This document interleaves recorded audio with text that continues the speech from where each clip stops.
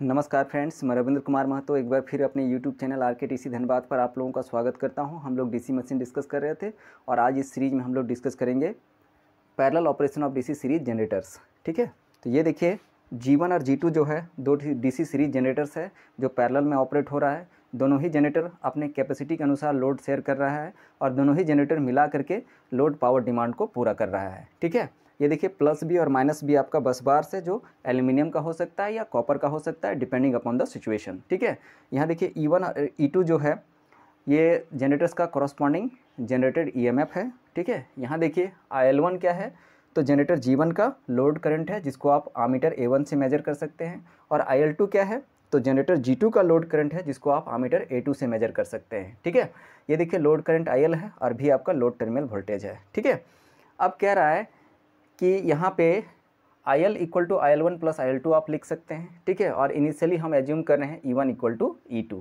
ठीक है, अब कह रहा है कि किसी डिस्टर्बेंस के वजह से अगर आपको E1 is greater than E2 हो जाए, वैसे परिस्थिति पर क्या होगा कि load sharing of G1 increases and that of G2 decreases. कहने का मतलब हो गया कि किसी डिस्टर्बेंस की वजह से अगर आपको E1 is greater than E2 हो जाए तो जनरेटर G1 जो है, ठीक है, उसका लोड शेयरिंग बढ़ेगा और जनरेटर G2 का लोड शेयरिंग घटेगा, अर्थात IL1 बढ़ेगा और IL2 आपका घटेगा। तो IL1 का बढ़ना IL2 का घटना किस तरह से होता है उसको आप इस तरह से समझ सकते हैं कि यहाँ आपका E1 is greater than E2 हो रहा है ना, तो इस साइड आपका हायर पोटेंशियल हो रहा है, इस साइड आपका लोअर पोटेंशियल हो रहा है। तो higher potential to lower potential आपको एक सर्कुलेटिंग करंट इस तरह से प्राप्त होगा। ठीक है, इस सर्कुलेटिंग करंट को हम IC कह दे रहे हैं। ठीक है, तो देखिए ये जो IC आपको मिल रहा है यहाँ पे, IC का डायरेक्शन यहाँ अपवर्ड डायरेक्शन पर है, या ये बोल सकते हैं कि इस पर इस जनरेटर के लिए, ठीक है, IC जो है IL1 को सपोर्ट कर रहा है। तो इसलिए क्या हो गया कि यहाँ पे IL1 आपका बढ़ जाएगा। लेकिन यहाँ पर अगर हम आते हैं तो यहाँ IC क्या है, तो IL2 के अपोजिट डायरेक्शन पर जो है प्रोड्यूस हो रहा है, इसलिए यहाँ पर क्या होगा कि IL2 आपका घटेगा। और इस तरह से due to presence of IC IL1 आपका बढ़ेगा, IL2 आपका घटेगा। कब? जब E1 is greater than E2 होगा तब। ठीक है, तो इससे क्या होगा कि रिजल्टिंग इनटू, ठीक है, further increase in E1 and further decrease in E2। ठीक है, तो परिणाम स्वरूप क्या होगा कि यहाँ देखिए IL1 बढ़ेगा तो यहाँ का फ्लक्स बढ़ेगा, फ्लक्स बढ़ेगा तो E1 बढ़ जाएगा, और यहाँ का क्या होगा IL2 आपका घटेगा तो यहाँ का फ्लक्स घटेगा, फ्लक्स घटेगा तो आपका, ठीक है, E2 घट जाएगा। ठीक है, तो यहाँ एक कुमुलेटिव प्रोसेस आपको हो रहा है और इसी कुमुलेटिव प्रोसेस की वजह से क्या होगा कि E1 लगातार बढ़ता जाएगा, E2 लगातार घटता जाएगा और IC जो है वो भी लगातार इंक्रीज करता जाएगा। ठीक है, तो अब कह रहा है कि this cumulative process will continue till G1 shares not only entire load but also power of G2 that operates as a DC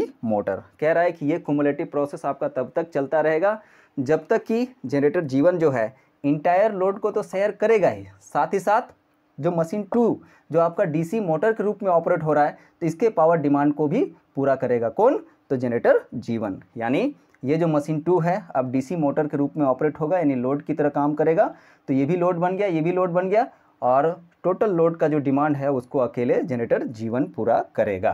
ठीक है, अब कह रहा है कि chances of virtual short circuit causing motor series to trip.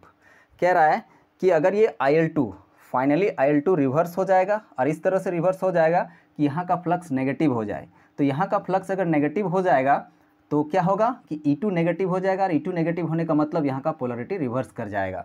उस परिस्थिति पर क्या होगा कि इस लूप में एक वर्चुअल शॉर्ट सर्किट क्रिएट होगा और वही शॉर्ट सर्किट जो है IC के वैल्यू को काफ़ी ज़्यादा बढ़ा देगा। ठीक है, तो हाई IC का वैल्यू के साथ आपको एक वर्चुअल शॉर्ट सर्किट मिलेगा, जिसके परिणाम स्वरूप क्या होगा, ये सब जो सीरीज है या ये सब जो सर्किट ब्रेकर्स है वो आपका ट्रिप कर जाएगा या ओपन हो जाएगा और फाइनली आपका जो पैरेलल ऑपरेशन है वो भंग हो जाएगा। ठीक है, तो कहता है this condition can be prevented by using equaliser bar. कह रहा है कि इस तरह का एबनॉर्मल कंडीशन ना हो, ठीक है, उसके लिए हम लोग क्या कर सकते हैं, तो इक्वलाइजर बार का कंसेप्ट यूज कर सकते हैं। तो देखेंगे अभी इक्वलाइजर बार किस तरह से फंक्शन करता है। तो देखिए यहाँ पे इक्वलाइजर बार जो होता है वो कुछ नहीं, लो रेसिस्टिव बार होता है जो आपका कॉपर का हो सकता है या एल्युमिनियम का हो सकता है डिपेंडिंग अपॉन द सिचुएशन। यहाँ देखिए, यहाँ लगाते हैं हम लोग इक्वलाइजर बार, ये है इक्वलाइजर बार। ठीक है, अब क्या है कि देखिए कंडीशन ले रहे हैं E1 is greater than E2। ठीक है, अर्थात इधर हायर पोटेंशियल इधर आपका लोअर पोटेंशियल है। ठीक है, कह रहा है कि इस कंडीशन के वजह से, ठीक है, यहाँ क्या है कि एक एक्स्ट्रा करंट प्रोड्यूस होगा। तो ये जनरेटर जो है, जनरेटर G1 जो है, ये लोड करंट तो दे ही रहा था, लेकिन इस कंडीशन की वजह से एक एक्स्ट्रा करंट इससे जो है ड्रॉ होगा, है ना। इस कंडीशन की वजह से एक एक्स्ट्रा करंट यहाँ प्रोड्यूस होगा। तो जो एक्स्ट्रा करंट आ रहा है उसका कुछ पोर्शन जो है आपको इधर से फ्लो होगा, जो IL1 को बूस्ट करेगा, ठीक है। और एक्स्ट्रा करंट जो आपको यहाँ मिल रहा है उसका कुछ पोर्शन इक्वलाइजर बार के थ्रू जो है फ्लो करेगा, ठीक है। तो जो एक्स्ट्रा करंट इक्वलाइजर बार के थ्रू मिल रहा है वो अपना पाथ पूरा करता है इस तरह से, ठीक है। और इस तरह से यहाँ आपको, ठीक है, एक्स्ट्रा करंट जो देख रहे हैं वो IL2 के डायरेक्शन पर हो जा रहा है, ठीक है, जिससे क्या होगा कि IL2 को भी जो है थोड़ा सा यहाँ पे बूस्टिंग मिलेगा। तो फाइनली हम देख रहे हैं कि इक्वलाइजर बार अगर यूज़ कर रहे हैं और इस तरह का कोई जो है इनइक्वल कंडीशन आपको मिल रहा है, इन दैट केस क्या होगा कि IL1 जो है बढ़ने का टेंडेंसी तो रख रहा है, IL2 भी बढ़ने का टेंडेंसी रख रहा है, ठीक है। तो इस तरह से क्या होगा कि दोनों ही जनरेटर्स जो है जनरेटर मोड में ही ऑपरेट होगा, ठीक है। कोई भी मशीन जो है मोटर मोड में ऑपरेट नहीं होगा, दोनों ही मशीन जनरेटर मोड में ऑपरेट होगा और जनरेटर के रूप में अपने कैपेसिटी के अनुसार लोड शेयर करेगा और लोड डिमांड को पूरा करेगा। तो इस तरह से जो है इक्वलाइजर बार की मदद से हम लोग जो है हम पैरेलल ऑपरेशन जो है DC सीरीज जनरेटर्स का, ठीक है, उसको सक्सेसफुल बना सकते हैं, ठीक है। यानी जब भी DC सीरीज जनरेटर्स का पैरेलल ऑपरेशन करना हो तो हम लोगों को इक्वलाइजर बार का कंसेप्ट लेकर के ही करना है, ठीक है। अब देखिए कि ये जो इक्वलाइजर बार का कंसेप्ट है हम अप्लाई कर सकते हैं किसके लिए, तो कंपाउंड मशीन के लिए भी, यानी कंपाउंड जनरेटर्स जो हमारा होता है उसका पैरेलल ऑपरेशन के लिए भी जो है हम लोगों को इक्वलाइजर बार का प्रयोग करना है। किस तरह से करना है वो हम यहाँ पे डिस्कस कर रहे हैं। कि मान लीजिए ये देखिए अभी हम यहाँ पे कंपाउंड जनरेटर्स बना रहे हैं, ठीक है। यहाँ पे शंट फील्ड लगा दीजिए, इसका भी शंट फील्ड यहाँ लगा दीजिए, ठीक है। तो ये बन गया क्या आपका कंपाउंड, ठीक है, कंपाउंड जनरेटर हो गया आपका। देखिए सीरीज फील्ड और शंट फील्ड दोनों आ गया तो दोनों कंपाउंड जनरेटर हो गया आपका। तो कंपाउंड जनरेटर में स्पेशली हम बात करेंगे, कंपाउंड जनरेटर्स की अगर हम बात करेंगे तो इसमें ओवर कंपाउंडेड, ठीक है, ओवर कंपाउंडेड केस और flat compounded case, flat compounded case, ये दो जो केस है उसमें जो है हम लोगों को क्या मिलता है, राइजिंग कैरेक्टरिस्टिक्स मिलता है।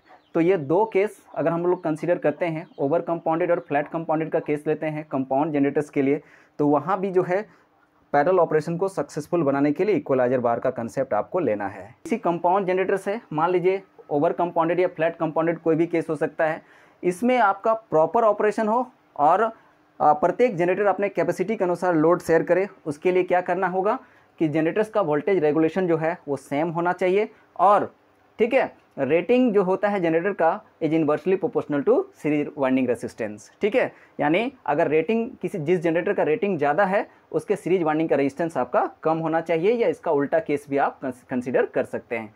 आशा करते हैं ये वीडियो आप लोगों को पसंद आया होगा। वीडियो पसंद आता है तो वीडियो को लाइक करें, दोस्तों के साथ शेयर करें, चैनल पर नए तो चैनल को सब्सक्राइब कर लें। धन्यवाद।